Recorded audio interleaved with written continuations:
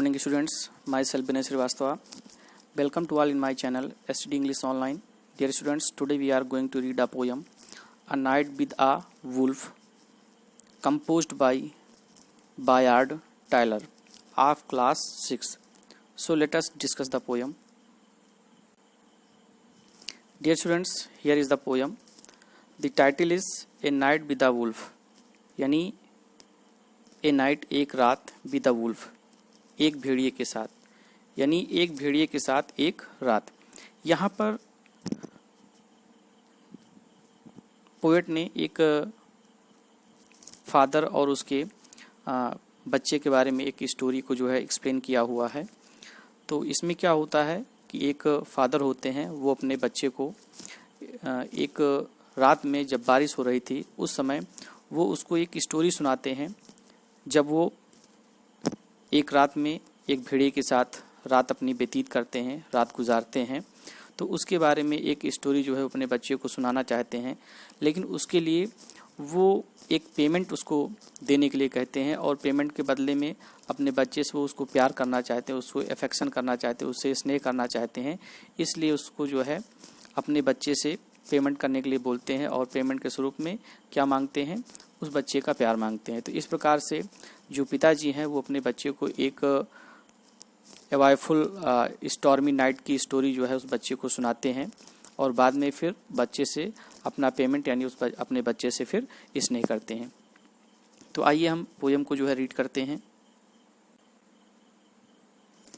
Can man and beast be brothers? Read this poem to find out. क्या इंसान और जानवर बी ब्रदर्स, भाई भाई हो सकते हैं? यानी यहाँ पर पोएट ये कह रहे हैं क्या जानवर और इंसान आपस में भाई भाई हो सकते हैं? Read this poem to find out. इसका पता लगाने के लिए इस कविता को, इस पोएम को पढ़िए। तो चलते हैं। Little one come to my knee, hark how the rain is pouring over the roof in the pitch dark night and the winds in the woods a roaring.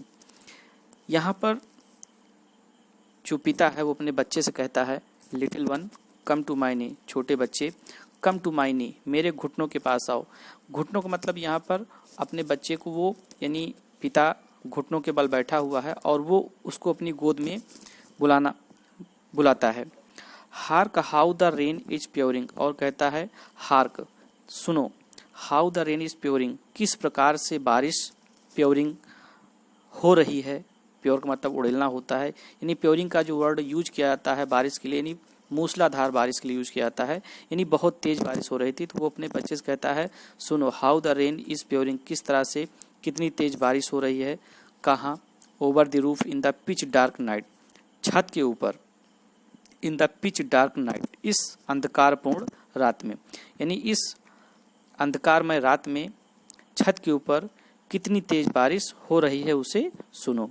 And the winds in the woods are roaring, और जो हवाएं हैं इन the woods, जंगल में, roaring, वो क्या कर रही हैं, शोर मचा रही हैं। यानी इतनी तेज तूफान चल रहा होता है, इतनी तेज हवाएं चल रही होती हैं कि जो वुड्स है उन जंगलों में हवा की आवाज, हवा के शोरगुल को सुना जा सकता था।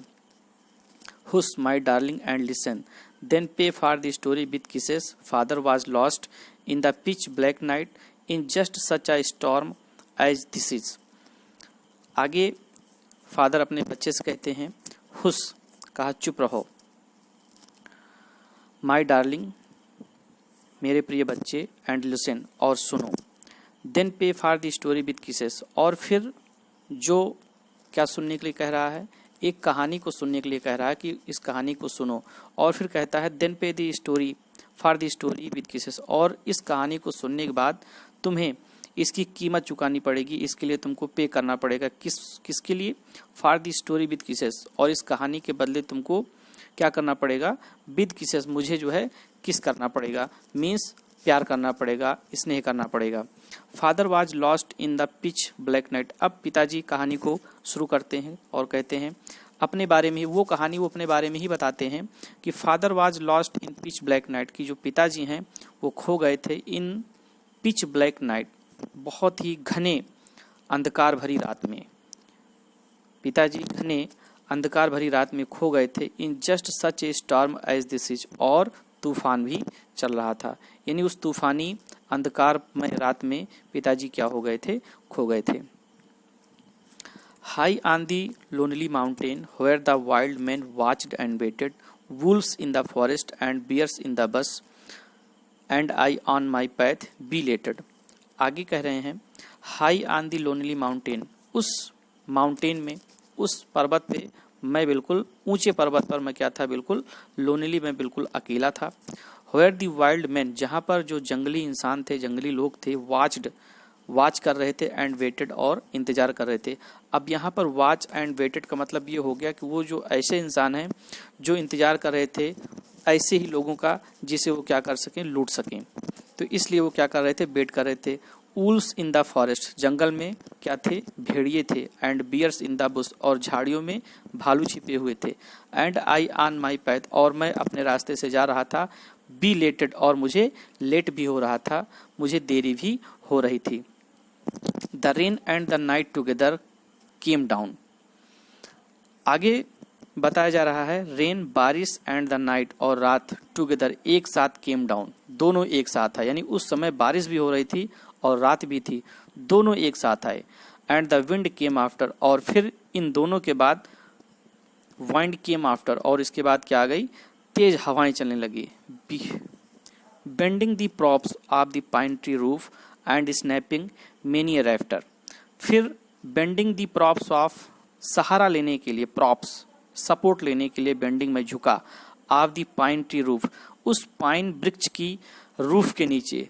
रूफ मीन्स उसकी कोई छत नहीं होती, फिर भी यहाँ पर ये बताने की कोशिश की जा रही है कि जो पाइन ट्री है वो इतना घना है कि एक प्रकार से उसकी जो शेड है, उसकी जो छाया है, वो एक रूफ का काम करती है। इस प्रकार से वो उस पाइन ट्री के रूफ के नीचे, उस घनी छाया के नीचे, बेंडिंग दी प्रॉप्स, वो झुककर सपोर्ट लेने की कोशिश करता है, सहारा लेने की कोशिश करता है। And snapping many rafters, and snapping many rafters, और जो हवाएं थी वो बहुत सारे शाखाओं को क्या कर रही थी, स्नैप कर रही थी, तोड़ दे रही थी। रैफ्टर्स का मतलब यहाँ पर बाक्स, डाली, ब्रांचेस, यानी जो हवाएं थी, जो तेज हवाएं चल रही थी, वो बहुत सारे उन वृक्ष की जो ब्रांचेस थी, उन शाखाओं को उनको क्या कर रहे थे, स्नैपिंग, तोड़ डाल रहे थे। I crept along in the darkness, stunned and bruised and blinded, crept to a fir with thick set box and a sheltering rock behind it. I crept, मैं रेंग रहा था, along the darkness, उस अंधकार में, मैं उस डार्कनेस में क्या कर रहा था, रेंग कर चल रहा था। स्टंड, और मैं उस तूफान को देखकर, उसके शोरगुल को देखकर मैं स्टंड था, मैं बिल्कुल अवाक था। एंड ब्रूस्ड, घायल हो गया था, मीन्स अंधेरे में जब चल रहा तो कहीं इधर उधर उसको चोट लग गई थी, तो इस प्रकार से वो क्या था, चोटिल भी था। एंड ब्लाइंडेड, और पूरी तरह से वो ब्लाइंड हो चुका था, मीन्स अंधा नहीं हुआ था, लेकिन अंधेरे में इतना अंधकार था कि उसको कुछ दिखाई नहीं पड़ रहा था। Crept to a fir with thick set boughs, और वो रेंगते हुए कहाँ पहुंचा, ए फर, एक फर वृक्ष के नीचे, एक देवदार वृक्ष के नीचे, थिक सेट बॉक्स, एक देवदार के थिक सेट बॉक्स, घनी ब्रांचेस के नीचे, घनी छाया के नीचे वो पहुंचा। And a sheltering rock behind it, और इसके पीछे एक शेल्टरिंग रॉक, एक चट्टान थी जिसमें उसने क्या किया, शेल्टर लिया, उसने शरण लिया।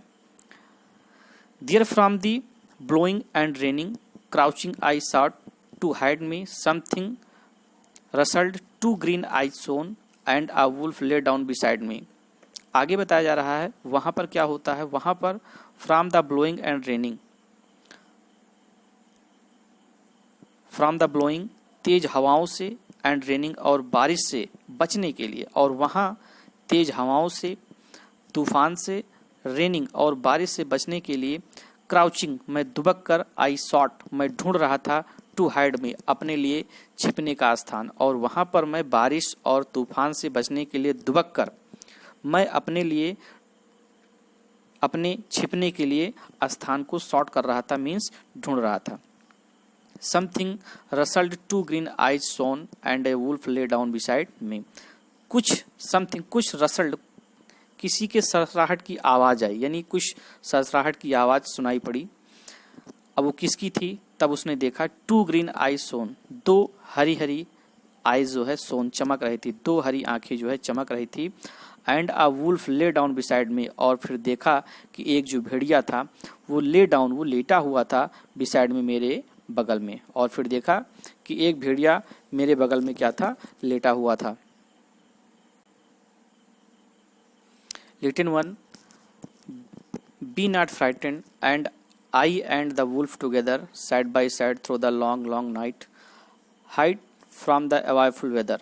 आगे बताया जा रहा है, लिटिल वन यानी जो पिताजी हैं वो अपने बच्चे से कहते हैं, लिटिल वन छोटे बच्चे, बी नॉट फ्राइटेंड डरो मत, आई एंड द वुल्फ मैं और वो भेड़िया टुगेदर एक साथ थे, side by side through the long long night यानी सारी रात, उस लंबी रात में, यानी उस लंबी रात में मैं और भेड़िया दोनों एक साथ थे, hide from the awful weather, और उस अवाइफुल वेदर में, उस डरावने, उस भयावह मौसम से अपने आप को छिपाने की कोशिश कर रहे थे, अपने आप को बचाने की कोशिश कर रहे थे।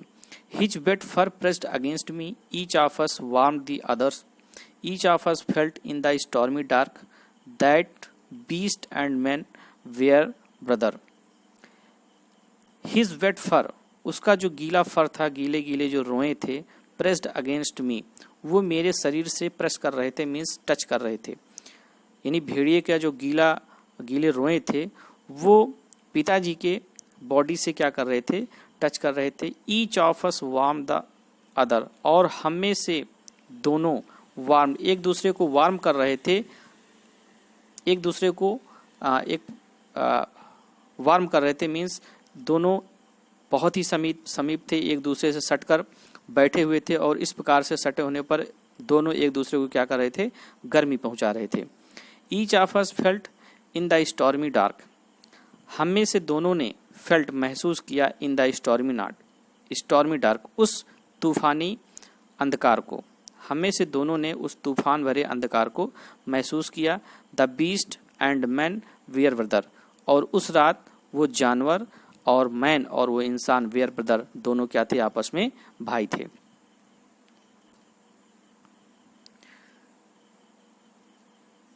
And when the falling forest no longer crashed in warning, each of us went from our hiding place forth in the wild wet morning. और जब द फॉलिंग फॉरेस्ट, जो गिरता हुआ जंगल था, यानी इतनी तेज तूफान चल रहा था, जो जंगल के जो वृक्ष थे वो झुके जा रहे थे।